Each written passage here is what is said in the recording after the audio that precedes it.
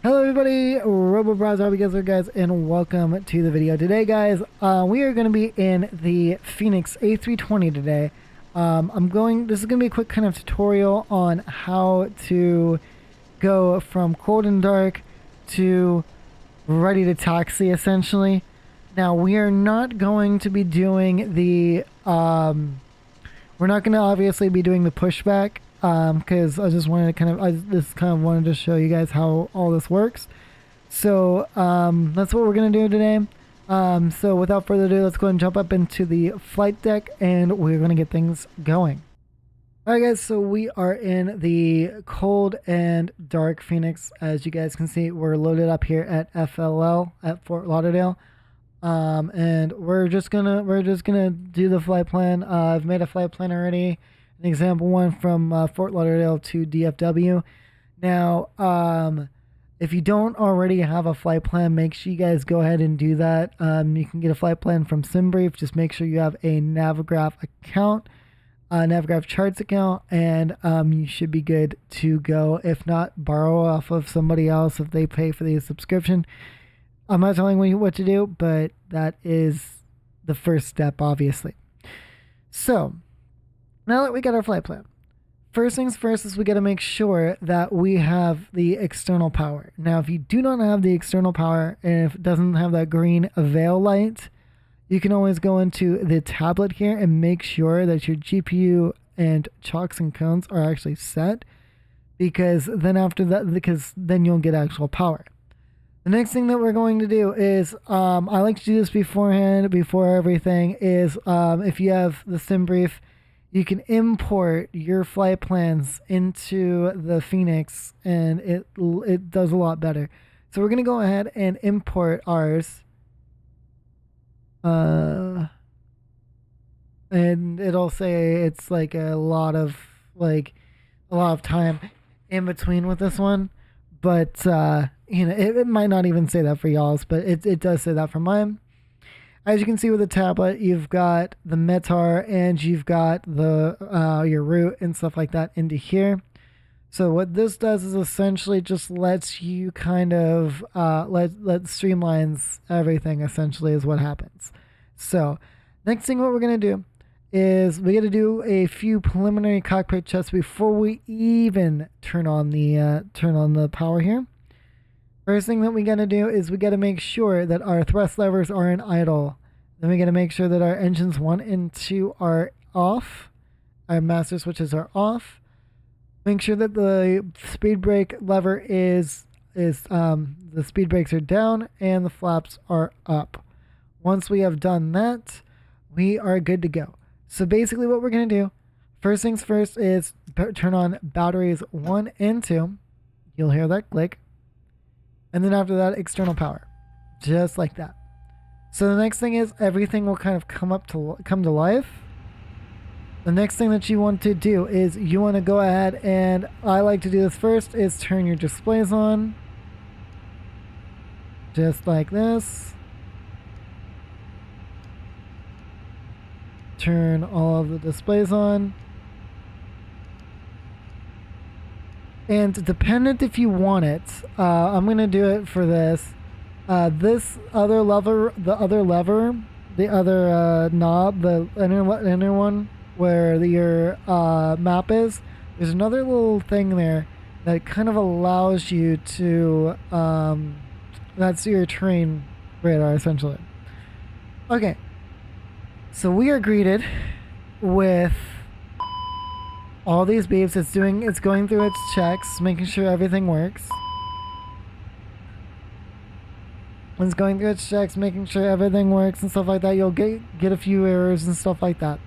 So you're wondering to me, well, wait, I don't have a PFD, I don't have a map. Well, that's where this is going to come in next.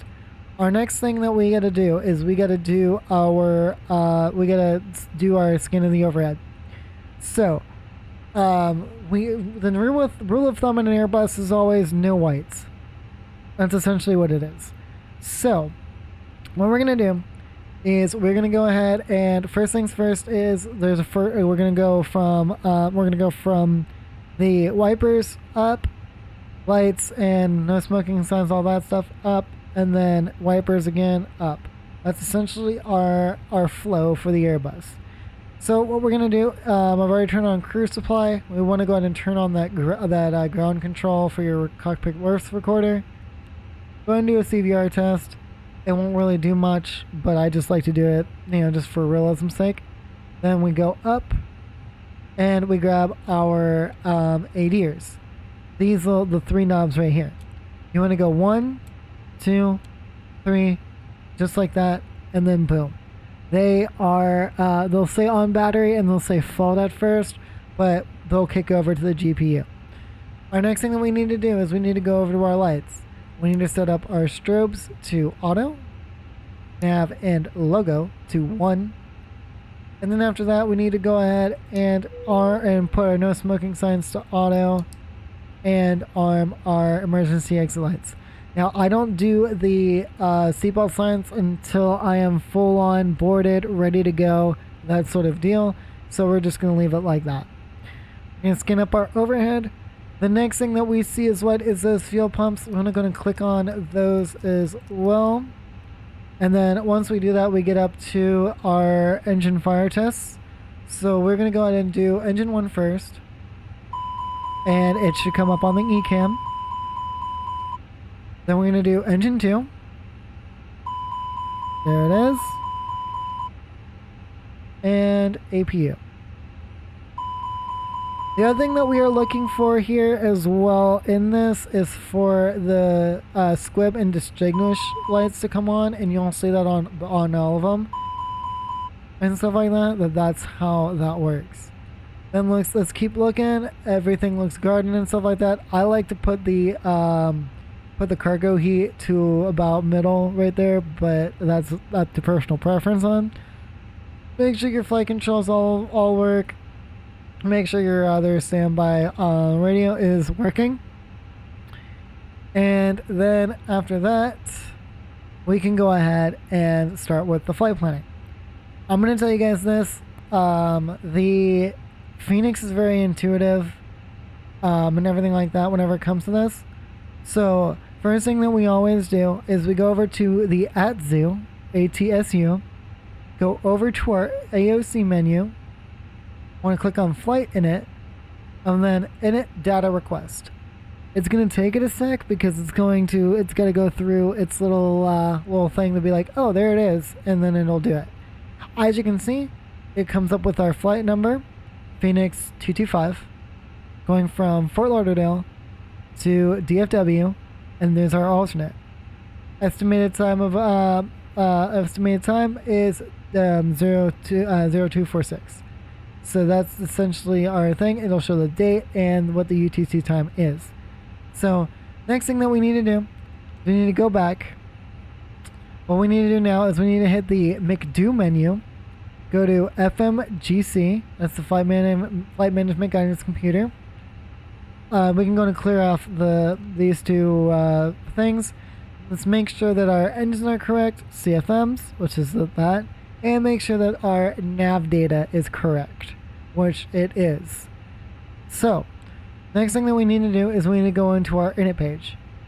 Our first thing that we need to do is we need to let them know, hey, where are we going to from, where are we coming from, where are we departing, and where are we arriving.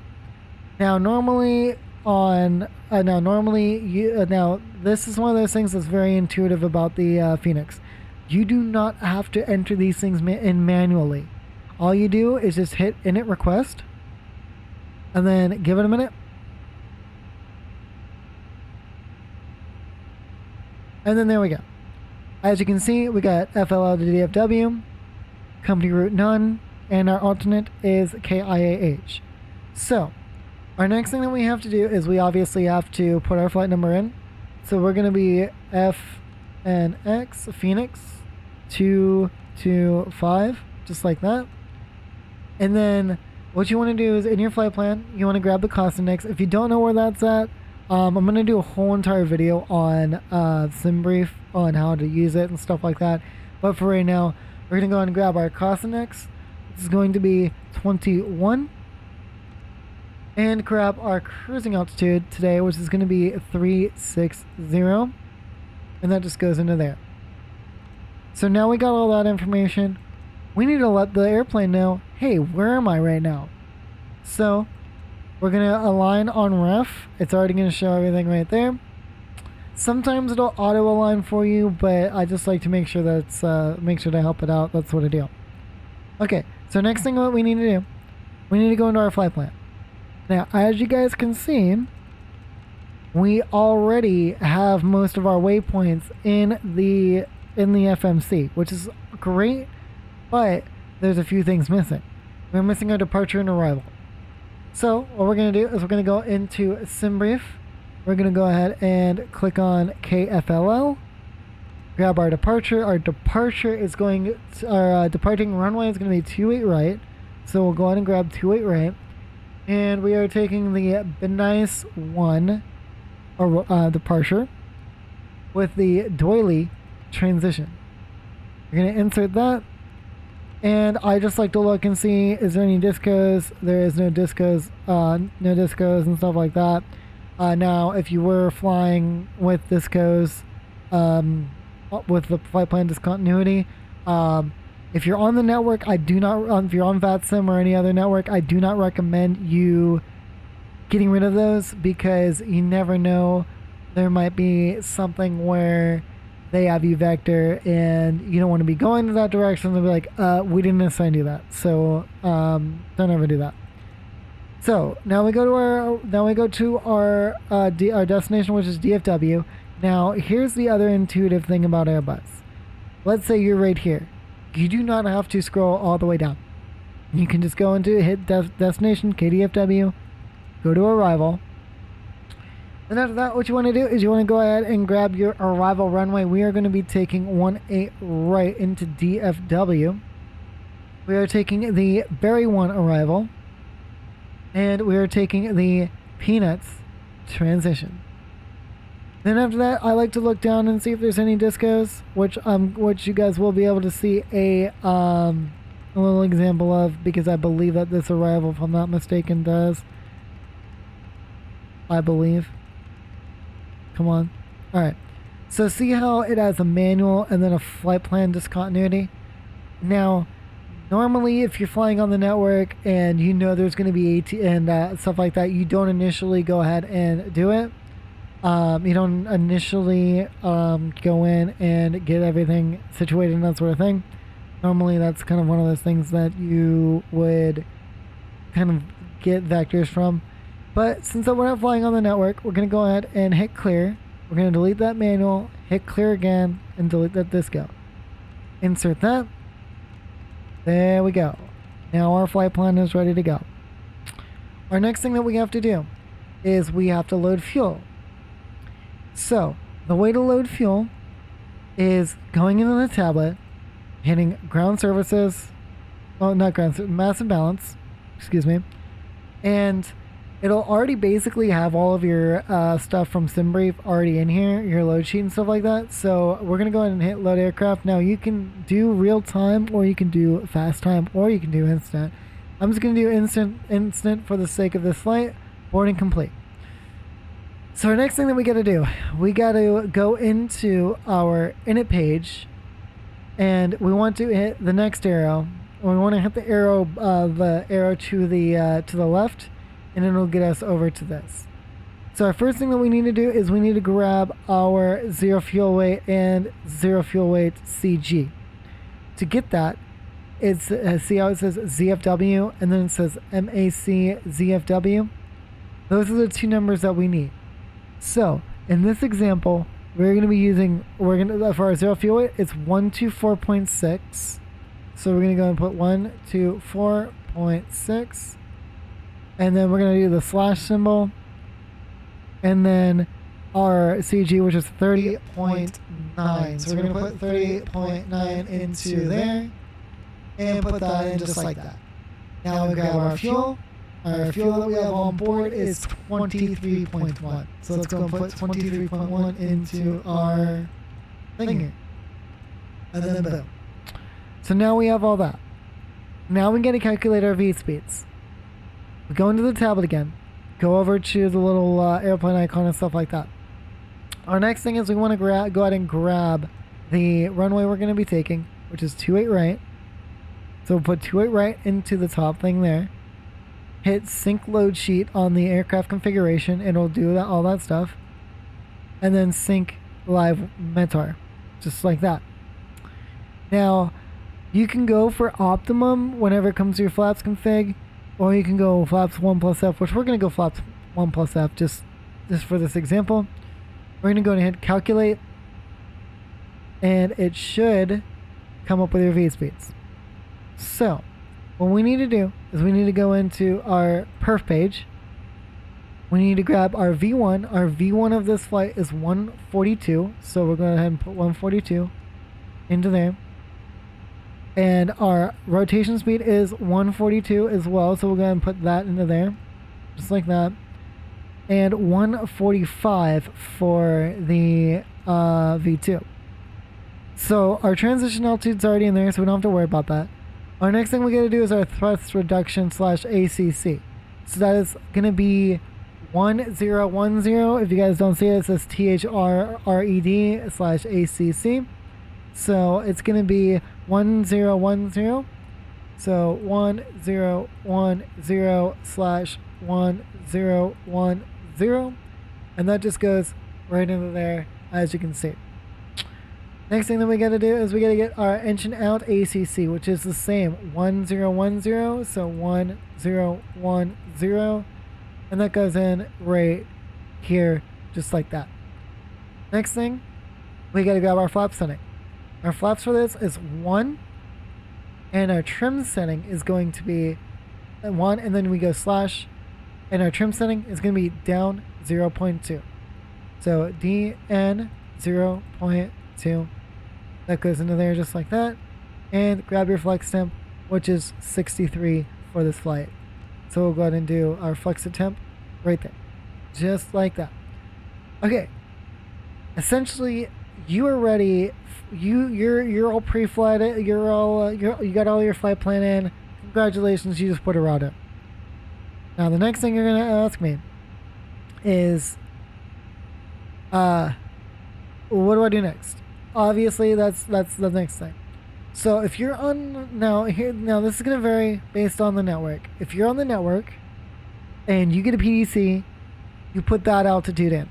But since that we are not flying on the network, and this is just an example, I am gonna go ahead and put in my full cruising altitude into here. So our full cruising altitude is gonna be 360. So put 360 into there. Next thing you gotta do, put these into constraint mode, and then you can cheat a little bit, push B on your what's it called, and you will get your altimeter. It'll sync everywhere. So once you do that, you're pretty much ready for push and start. So we're not going to push in this example, but I'm going to show you kind of the engine startup process. Now I do not have my what's it called today, so we're going to do it without my throttles. So before we do anything, I want to make sure, yet again, and we're getting that slide stick calibration warning. Do not worry about that. That sometimes happens if you have custom views. I wouldn't go for those custom views. So first things first, we're going to make sure that our thrust levers are idle again. We always got to double check that. That's always a two-part thing. Make sure that our engine masters are off. Make sure that our engine mode selector is set to normal. Make sure flaps are up, and speed brake is well retracted. Our next thing that we got to do, and actually I'm going to go and clear this. Our next thing that we got to do is we got to go and we got to get some air into this thing. What we're going to do is we're going to turn on our APU master. We're going to wait because that screen's going to come up with the APU information. What we're going to do is we're going to wait until that says flap open, which may take it a second, so I'll be right back. Okay, so this says flap open. So we'll go ahead and hit that start right there, and it's going to come to life as well. So while we're waiting on the APU to come to life, I'll be right back. So we have our APU avail right here, and it should say the same thing up on the starter switch.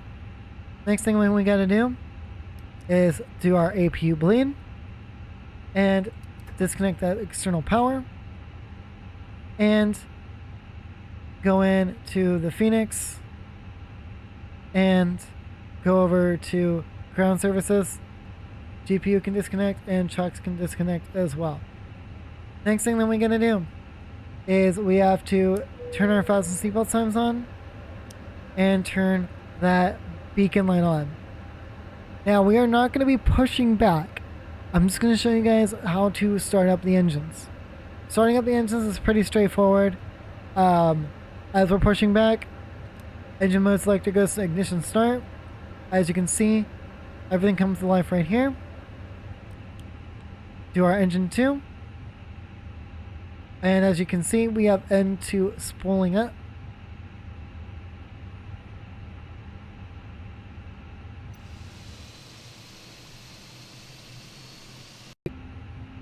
And as we can see, we have fuel flow and EGT on that engine. And you will hear it transfer to the bus. Now, normally I like to wait until it says available before starting engine number 2. So that's what we're going to do. We're going to wait until it says avail, and then after that we will go ahead and do that. Normally whenever it hits about the halfway point, that's whenever it'll say avail, which it should here in a second. And there it is, avail. Now we're ready for our second engine. Now the PTU will start at this point. We will see hydraulic PTU. That'll go on for a sec, because what it's doing is it is pressurizing all the systems. So we're gonna go ahead and it's the same setup for the what's it called? So we're just gonna let this one kind of spool up ourselves.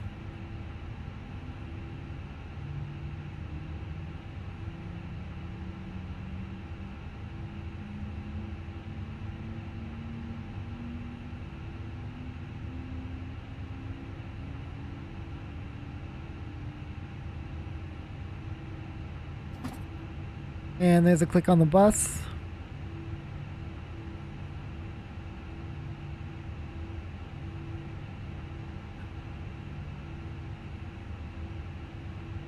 And we're just waiting for that to say available.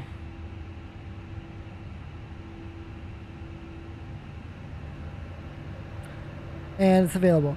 And as you can tell, right as we do that, the packs turn back on. So now what we're going to do is we're going to go engine mode selector to normal.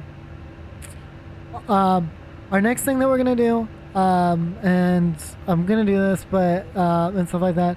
Our next thing that we got to do is we do have to do our flight control. We'll do our flight control checks.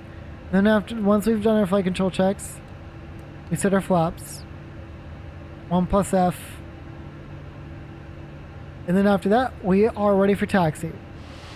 Alright guys, well I hope you guys enjoyed this little tutorial on how to go from cold and dark to engine start. But for right now guys, I'm going to go and end the video here. Thank you guys again for watching. I really do appreciate you guys. If you have not already, make sure you subscribe for more content if you like this flight sim content. Also, make sure that you drop a like on this video and stuff like that. Share it with your friends. And don't forget to join the Discord. We are doing a World Flight Wednesdays that we are allowing everybody to join up on VATSIM. So if you guys like to join in, by all means, join in. We have a lot of fun with it. If we have enough people, we'll do a giant group chat in the group flight section of my Discord and everything like that. So, with that being said, I will talk to you guys later. Don't do anything stupid. Love y'all. Bye-bye.